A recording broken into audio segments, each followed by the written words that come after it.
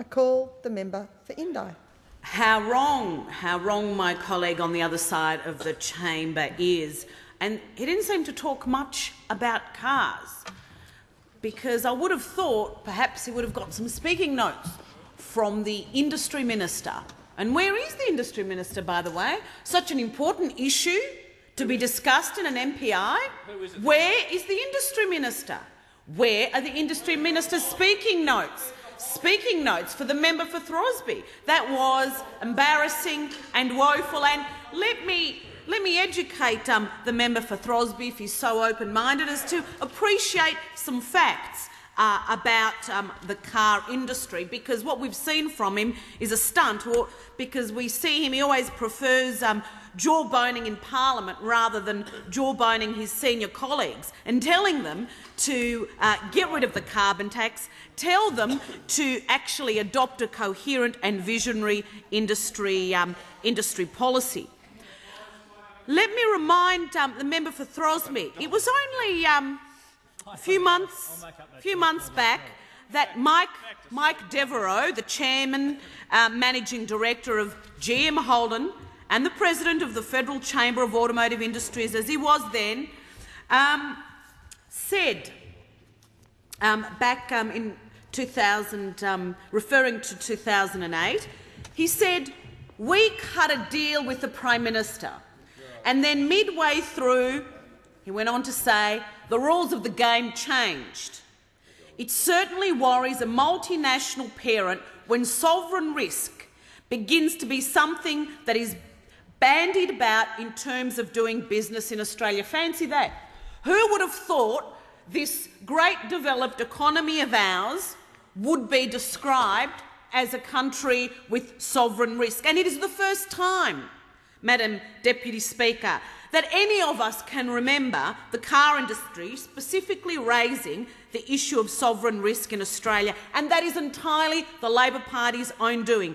Their own incompetence and untruths in promising the earth, the moon and the stars to the industry during an election to get elected, knowing they couldn't deliver on those promises and cutting them afterwards. So, although people might be drawn to laugh at the member for Throsby's MPI and his lack of knowledge about the industry, it actually wants to make you cry. He talks in his MPI about a secure future.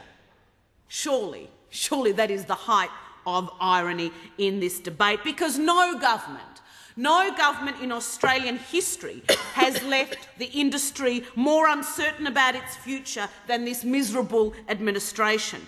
Under no government in Australian history has there been a greater crisis in Australian manufacturing. Under no government in Australian history has there been a worse rate of manufacturing job losses.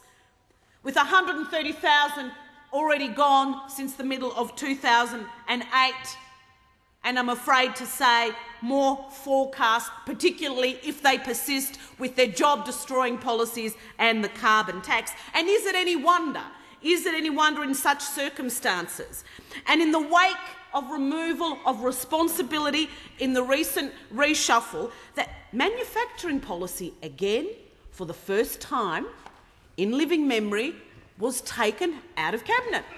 It was taken out of Cabinet, and even the AMWU, through its Vehicle Division National Secretary Ian Jones, said that, member for Throsby, I hope you're hearing, the Prime Minister, that's Miss Gillard, the Prime Minister does not understand manufacturing's importance to the economy. Straight out of the mouth of the AMWU. Those on the other side don't understand the importance of manufacturing. In fact, they don't. Why would they, Marcel Marceau-like, remain silent when the Prime Minister forged ahead with the carbon tax? We see it every day. Alcoa, the cement industry, food processing, the furniture manufacturing industry association. Anyone you turn to, I can't hear any industry association saying, Hooray! Thank you, Prime Minister. You've given us the carbon tax. That's going to secure our future. They're saying the exact opposite. What they are saying, and let's hear from a recent report only a few days ago, the Federation of Automotive Products Manufacturers Chief Executive, Richard Riley, said, "We are going to be impacted by a carbon tax and our competitors won't." That's pretty simple. That's pretty straightforward. Even for someone who only speaks one language, be it English, they should be able to understand that. They employ 46,000 Victorians, my hometown. And this is what they said to warn the government, that the industry is in a fragile position. Many manufacturers are operating on very narrow profit margins, if any at all. And let's face it, you don't introduce compensation if you don't injure someone. So this government is saying, gee, we're going to create all these green jobs. They can't tell us how many. We'll destroy jobs in the meantime. We'll impose $460 million carbon cost on the auto industry, and we'll give you compensation. We'll give you compensation if you're eligible for it. And then, as we've seen with aluminium today, even if you are eligible, it probably won't cover the full cost of your injury in the first place. They, on the other side, ravenously feed on the anxiety of job losses from vulnerable Australians. They've got form on this, and let's remember the desperate scare campaign that the likes of the member for Corangamite and the abysmally incompetent so-called Minister for Manufacturing have been running in the communities like Geelong. Let me remind the House what happened during the last election when they claimed, the member for Corangamite specifically claimed, that a proposed $278 million cut that we had announced, we were being upfront and honest with the industry, we were going to cut the Green Car Innovation Fund by $278 million. And you know what the member for Corangamite said? It's going to destroy Geelong. The entire city of Geelong was going to be destroyed. Like Atlantis. And, but the same member, the very same man, was silent. He was mute when the Labor Party then on to proceed and smash the $885 million fund only months after the 2010 election. Fancy that. They pointed the remote control at him. Labor man. And I watched the member for Corangamite, and he was again silent, mute, when Labor kept on breaking their promises. And they all add up. And being a diligent shadow minister, I had to make sure I added them up so my colleagues and those on the other house and the Australian public could be aware of the gross extent of the misinformation and broken promises of the Labor Party. They have broken $1.4 billion in promises to the car industry. They've hiked up the luxury car tax and made changes to the fringe benefits tax. And what happens from the other side? Not a word. Not a word. Labor members must also surely have the tinniest of tin ears to seriously bring this motion on today of all days, after the humiliation and pounding that their colleague, Senator Carr, took in estimates yesterday, as the whole policy of the car industry was taken apart piece by piece before his eyes. And maybe members on the other side weren't following that part of estimates very carefully, but let me inform you what happened. The ATS is the biggest fund, the biggest fund from which assistance is given to the auto industry, and it is a retrospective scheme. Certain parameters need to be achieved: production outcomes, investment in R&D, investment in plant and equipment. And guess what we found out in estimates yesterday? Unilaterally, without a public announcement, the government has now said it's okay. You don't have to comply with any of these requirements for funding, if there's money left over in the fund, well, it's up to us, and if you're maybe nice to us, we might give it to you. That breaks every rule of responsible, transparent government.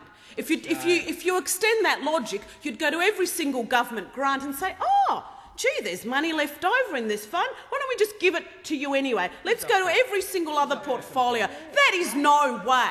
That is no way, particularly when the government is borrowing $100 million a day and indebting the future generations of this country.